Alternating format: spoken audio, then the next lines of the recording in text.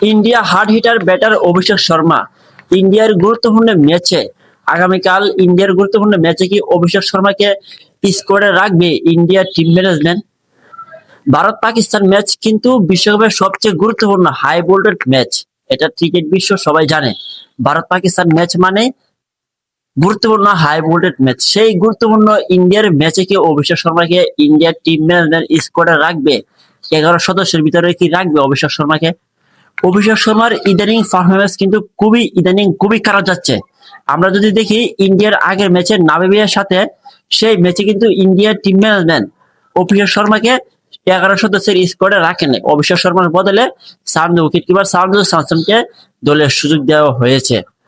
তো আমি মনে করি যে ইন্ডিয়ার টিম ম্যানেজমেন্ট এই ভুল কখনোই করবে না।